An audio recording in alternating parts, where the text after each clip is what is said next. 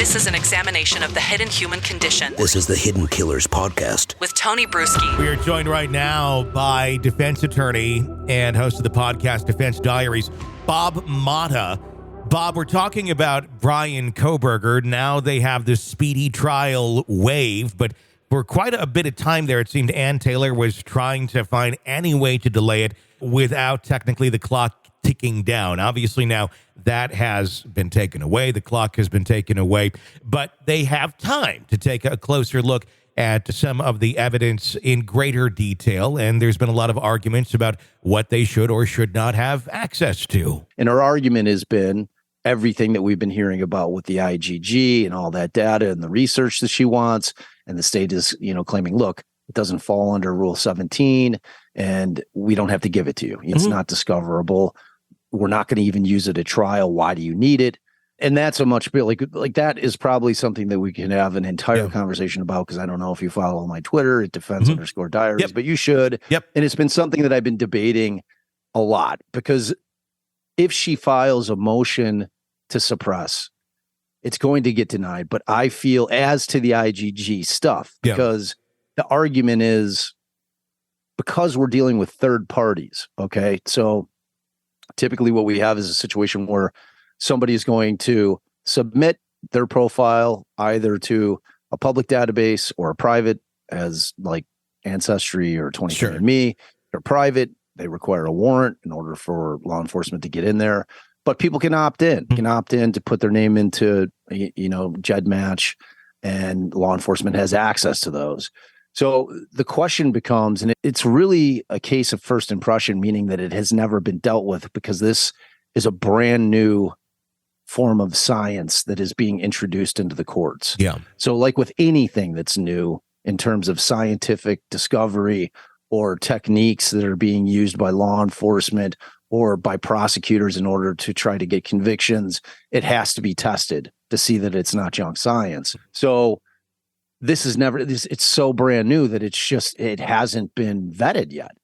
So, and it's different than anything else that has ever existed. Because of the fact that you share that same YSTR DNA strand with everybody in your familial line, all the way to from males in your family line to your great-great-great-grandfather. If they were able to pull his DNA now, he would have the same YSTR strand that you do. So the argument is, does a defendant who they're not searching him, like say for instance, they were going to, because it's all about an expectation of privacy. That's what triggers a Fourth Amendment, like a Fourth Amendment violation potentially, is if we have an expectation of privacy in certain things, that they have to have probable cause and they have to get a warrant in order to get that. Okay, so the question is, and the debate is whether or not there is standing in a third person, meaning somebody that had turned their DNA in or, uploaded their profile to one of the databases. Does the defendant in any case, not just the Idaho case, but any case, do they have standing to say, okay, you needed a warrant to get into that database searching for essentially my DNA because it's shared with other family members in my line, the male line. So it's a super interesting, like the argument is fascinating. It's got to be dealt with, because this is now, in my estimation, and I think most people will agree, probably the most powerful tool that law enforcement has in its belt. It's incredibly powerful. There's so much good that can be done with it.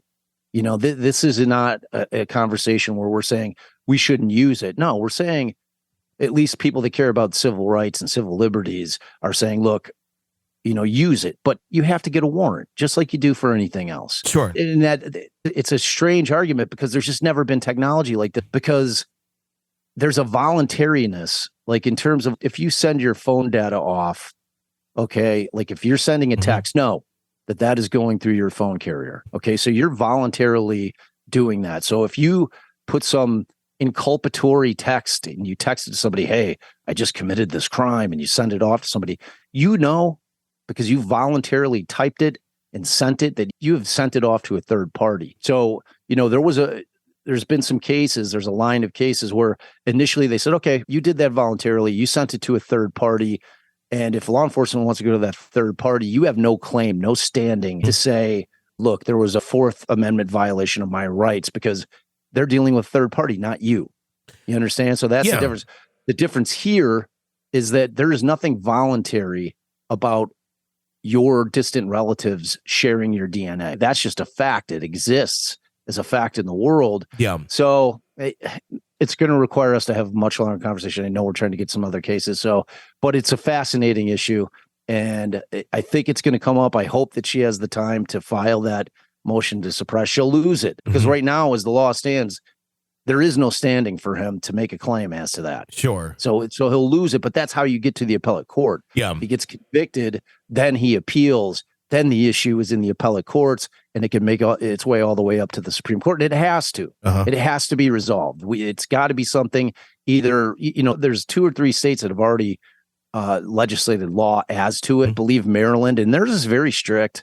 And I think that there was another state that I was reading has already enacted laws as to that issue.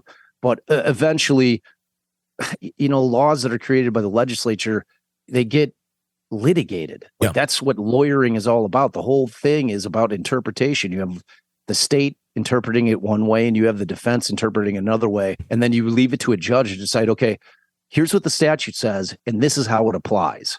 This is an examination of the hidden human condition This is the Hidden Killers podcast. with Tony Brueski.